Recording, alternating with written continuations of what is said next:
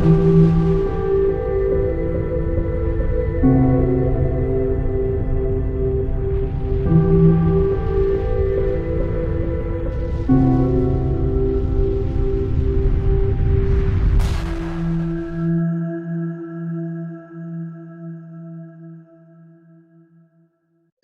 les amis, nous sommes le dimanche 6 septembre et cette fois-ci, c'était une émission que je vous ai annoncée déjà depuis quelques temps. Mercredi, je vous l'avais promis pour jeudi, avec deux avocats pour attaquer le fond du port du masque du décret du 10 juillet. On va y revenir dans cette émission et on n'a pas réussi à trouver le temps parce qu'il y a beaucoup de boulot. Cette fin de semaine a été dure et donc là, on s'est réunis au café le dimanche matin avec Maître Mana et Maître Philippot.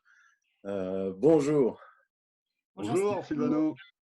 Bon, alors Séverine, toi, on ne te présente plus, même pas la peine. Hein, voilà. Et par contre, Rémi. Rémi. Oui, bonjour Sylvano. Donc, Rémi Philippot, avocat au barreau de Paris. Je suis spécialisé en droit public et je défends les particuliers et les entreprises dans leur relation avec l'administration en général. Alors, quand ça se passe bien, on discute. Et quand ça ne se passe pas bien, on fait des recours au juge administratif et on essaye de combattre les excès de l'administration en tout genre. Alors, vous voulez déposer un recours contre le décret du 10 juillet sur le port du masque. Séverine ou Rémi, expliquez-nous un petit peu tout cela, parce qu'en plus, l'actualité elle est riche, puisque Olivier Véran, ce matin même, devant le Conseil d'État, veut faire retoquer les décisions des tribunaux administratifs de Strasbourg et de Lyon sur le port du masque à l'extérieur. Alors, on va un petit peu démêler tout ça pour nos auditeurs et nous expliquer la différence entre les deux actions. D'abord, parlez-nous de cette action qu'il faut porter avant le 10 septembre. Alors, c'est l'action Respirer librement. Alors, c'est une action en fait qu'on a fait sous forme de package. Alors, parce qu'il y a beaucoup d'initiatives en fait en France, de part et d'autre. Voilà, c'est un petit peu éparpillé. Et nous, on a voulu un petit peu structurer les choses en faisant une action avec donc un niveau national, donc au niveau national, et puis après au niveau local. Alors, Rémi notre spécialiste de la question, va expliquer effectivement pourquoi niveau national et pourquoi niveau local, et notamment au regard de ce qui se passe en ce moment avec la position du ministre en fait par rapport aux dernières décisions des tribunaux administratifs locaux. Oui, Séverine. Alors, pourquoi cette action, elle est très importante, l'action que nous présentons, et en quoi elle diffère des actions en présence? Les recours actuellement lancés sont des recours contre des arrêtés locaux. Strasbourg, Lyon, il y en a aussi, il me semble, à Marseille, à Paris, mais ce sont des recours contre l'application du décret du 10 juillet, ajouté au décret du 30 juillet, qui porte sur le masque obligatoire et le masque obligatoire en extérieur. Donc, effectivement, ce que nous vous proposons, nous, c'est de s'attaquer à la base. Le décret du 10 juillet et le décret du 30 juillet posent un certain nombre de questionnements, notamment au regard des libertés publiques. Ils posent des questionnements relativement à l'âge, déjà, puisqu'effectivement, on a mis une obligation aux enfants de 11 ans. Donc, c'est ce qu'on conteste, puisque ça, effectivement, c'est discuté scientifiquement. Il y a également des questionnements sur la rationalité d'une telle décision et pourquoi elle a été prise dans une telle urgence et sans cadre strict, puisque effectivement, c'était une obligation qui est quasi générale et absolue. Donc, c'est ça dont on se positionne. Et nous, on aimerait bien amener toutes ces questions devant un juge, puisque jusqu'à présent, un juge n'a pas statué par rapport à ces questions-là. Ils sont des questions de principe. Notamment les questions de déclenchement, à partir de quel moment en fait on décide que le masque est obligatoire ou pas, parce que voilà, on avait les seuils, en fait les critères ont changé pendant plusieurs mois. On comptait les décès, les hospitalisations, les passages en réa, et maintenant tout d'un coup on passe à des nouveaux critères, le seuil de prévalence, le seuil de positivité. alors que les autres critères, en fait, sont quasiment à zéro. Donc, on se pose la question aujourd'hui normalement, justement, quand on atteint aux libertés, on doit avoir des seuils de déclenchement qui sont préalablement déterminés et objectifs, justement pour éviter l'arbitraire. Par exemple, je faisais une comparaison avec les pics d'ozone sur Paris ou dans les grandes villes. À Paris, c'est pas Madame Hidalgo qui se réveille le matin en ouvrant sa fenêtre en disant « Ah tiens, aujourd'hui ça sent mauvais, vous allez rouler, les voitures qui ont des plaques paires vont rouler. » Non, il y a des seuils, il y a des tests, et donc du coup, à partir de là, l'obligation est claire pour tout le monde, c'est défini préalablement, donc il n'y a pas de sujet à discussion. Mais là, on voit bien qu'il y a quand même un problème au niveau du seuil de déclenchement. Et puis, on rajoute aussi que c'est vrai que sur le plan scientifique, même l'OMS, en fait, conteste l'application du port de masque généralisé. Ils sont quand même plus sur quelque chose de ciblé. Donc là, c'est pareil, les cibles du port du masque, c'est pas très clair et c'est très discrétionnaire. Oui, et puis en plus, nous avons des pays qui n'utilisent pas du tout le masque depuis le début, qui ont des résultats bien meilleurs que nous. Et on ne peut pas dire que le virus fait attention aux frontières et que toutes les personnes sont identiques. Donc, il y a quelque chose qui ne va pas. Alors, il y a aussi un point en droit administratif, c'est qu'il faut que la mesure permette la réalisation du but poursuivi. Donc, on voit les résultats du masque. Alors, si je vois les derniers résultats par rapport aux critères qui sont utilisés aujourd'hui, notamment les cas positifs, je vois que là, on est dans une envolée lyrique des cas positifs. Donc, pourtant, depuis déjà quelques temps, on nous impose le masque obligatoire. Bon, voilà. Niveau résultat, a priori, le but poursuivi n'est pas forcément atteint. Pourquoi? Je ne sais pas. Mais en tout cas, la question se pose de savoir si, du coup, c'est véritablement la mesure qui est adéquate. Alors, pour ça, vous avez lancé une action collective. On les connaît déjà pour Laissons prescrire, mais là, sur une autre plateforme, agirensemble.eu, que l'on va présenter ici. Donc, la plateforme, elle a été un petit peu créée pour cette action et sera destinée à bien d'autres actions pour la suite, hein, puisque ça s'appelle Agir ensemble. Je pense que maintenant, on a compris que quand on est plusieurs, on peut mener des actions en justice assez aisément. Moi, je suis tout seul, j'ai envie de mener une action en justice devant le Conseil de l'État. Je sais que ça coûte une fortune d'avoir un avocat qui va aller plaider devant le Conseil de l'État, hein, puisqu'ils doivent être habilités à cela. Donc, je me dis, à quoi ça sert que je vais dépenser 10 000, 15 000 euros pour rien finalement. Tandis que si nous sommes 1000, dépenser 1,50 € pour aller devant le Conseil de l'État, moi, je le paye 10 fois, quoi, hein, content en plus. Donc ça, on a compris que c'était super. Et puis en plus, ça fait effet groupe et les gens, ils se sentent beaucoup plus forts quand ils sont en groupe, c'est ça? Voilà, c'est ça, c'est exactement ça. Sylvano, tu as parfaitement résumé. Alors, c'est vrai que c'était la rentrée. Donc, avec la rentrée, son lot de nouveautés. Donc, nouvelle action, nouvelle plateforme.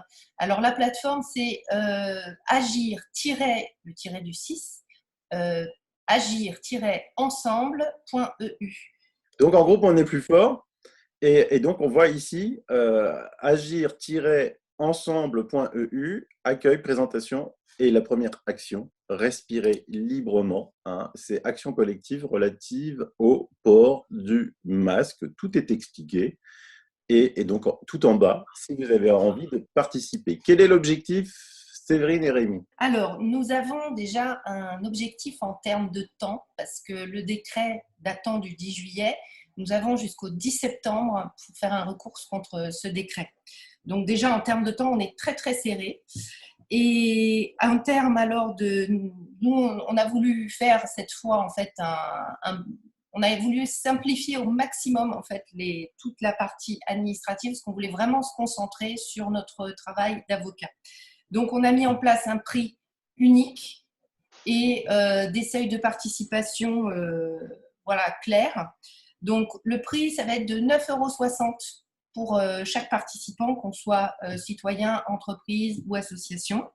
Et pour lancer donc le recours contre le décret national, il nous faut 5000 participants. Et ensuite, ça sera par tranche supplémentaire de 1500 participants on lancera des recours au niveau local contre des villes, voilà, qu'on choisira tous ensemble. On fera peut-être un sondage. Enfin, on verra comment ça se positionnera en fait en fonction du nombre de participants. Et sachant qu'effectivement, voilà, ça pourra aller très très vite aussi du côté des recours locaux. Alors, c'est vrai que par rapport à ce qu'il se passe, en fait, notamment le recours du ministre contre les arrêtés locaux, c'est vrai que notre recours, justement, a tout son intérêt parce que, comme disait Rémi tout à l'heure, on attaque en fait le fondement. Parce que les recours qui sont faits actuellement par le ministre sont orientés vers les décisions locales. Et les décisions locales se fondent sur le décret national. Alors, comme a dit Séverine, effectivement, la spécificité des recours actuels, c'est que ce sont des recours contre les conséquences du décret. Donc, quand on attaque les arrêtés locaux, on attaque juste les circonstances locales de port obligatoire du masque. C'est tout ce qu'on attaque. On n'attaque pas directement le port du masque obligatoire. Et il faut pour cela attaquer les décrets du 10 juillet et 30 juillet. Et c'est ça, effectivement, tout l'intérêt de l'action, sachant qu'effectivement, une action collective, ça nous permet non seulement d'attaquer en masse les 10 décrets, et le cas échéant, les décrets modificatifs, parce que tout s'enchaîne, tous les jours, il y a des nouveautés. Donc, il se peut que l'administration prenne des décrets pour tenir compte des conséquences, mais également qu'on attaque, par effet boule de neige, les arrêtés locaux, parce qu'effectivement, ça fera une masse qui attaque systématiquement tous les arrêtés. Donc ça c'est la cohérence et l'effet structurant de notre action, qui est une action finalement une action totale. Oui, pour bien résumer, hein, il y a eu les traités qui sont sortis 10 juillet et 31 juillet. Là se basent les différents préfets, les différents maires pour faire des décrets locaux, hein, ou des arrêtés locaux. Les gens attaquent ces arrêtés locaux.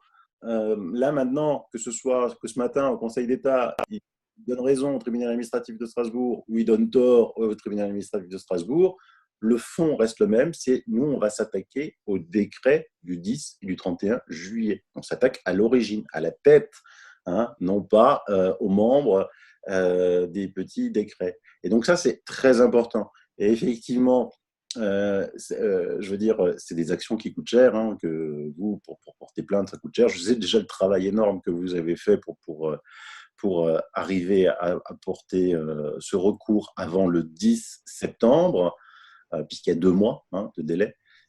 Et plus on est nombreux, et comme d'habitude, plus on aura de l'impact. N'oublions pas que dans la première action que nous avons fait avec Séverine, la liberté de prescrire, même si on a l'impression qu'on a perdu, l'hydroxychloroquine est quand même réautorisée, hein, et puis avec un effet que tu avais bien expliqué, Séverine, on nous a retoqué, mais on a libéré en même temps, hein, quasiment le même jour. Et puis, les d'autres actions sont toujours en cours, hein, et devant le... Ça continue, c'est toujours très très actif. Voilà. Ouais. Et devant le Conseil de l'État, il ne faut pas croire, hein, on ne vous tient pas au courant parce qu'on a le droit de rien dire, hein, quand c'est en instruction. Hein, on ne peut pas faire des bêtises là-dessus. Et donc là, c'est très important. Et que, donc, plus il y aura de personnes inscrites contre cette action, plus elle aura du poids, bien évidemment. Et puis, dans notre équipe, c'est vrai qu'on sera également aidé par des experts. Donc, il va y avoir un mathématicien, un épidémiologiste, un infectiologue. Voilà. Donc, on a formé une équipe à la fois juridique, mais aussi scientifique pour qu'on ait un travail de qualité. Eh ben, c'est génial, hein. Donc, on a découvert en même temps qu'on discutait un petit peu cette plateforme. Je vous mets le lien si vous avez envie de participer. Avec un remerciement tout spécial de notre part à Mathieu qui a beaucoup travaillé sur le site pour nous faire quelque chose de très très chouette et de très facile à utiliser. Voilà. Matt, il est génial, effectivement. Matt, je t'embrasse. Et qu'est-ce que je voulais dire? Et donc, il vous faut combien là? 1500, de 5000? J'ai plus suivi là pour. Oui, le premier seuil pour le recours national, c'est 5000 personnes. D'accord, on fonce, on y va, c'est parti. Hein. Et qu'est-ce que vous avez à rajouter, Rémi et Séverine? Alors, on est dessus, on est en train de travailler, donc effectivement, maintenant, on vous attend pour faire masse et pour faire une action la plus boule de neige possible. Donc, à vous de jouer. Séverine? Eh bien oui, parce que tous ensemble, on est bien plus forts. Ça, c'est vraiment une réalité qu'on a testée en fait ces dernières semaines et surtout via les réseaux sociaux qu'on a souvent sous-estimés, mais je crois qu'il y a une énorme force. La voix du peuple, elle est là. Eh oui, c'est comme ça. Eh ben, je vous laisse continuer à travailler. On se dimanche, hein, on n'arrête pas. On a déjà bossé hier, on bosse aujourd'hui. C'est génial, hein. Franchement, vivement que ça s'arrête. Et La semaine commence aujourd'hui. On a vécu une fièvre du samedi soir un peu particulière. C'était pas Travolta, mais c'est pas Travolta, non. Mais c'était chaud. Allez, Séverine, Rémi, merci. Continuez bien. On va y aller. Merci, Sylvano. Au merci revoir. Sylvano. Au revoir.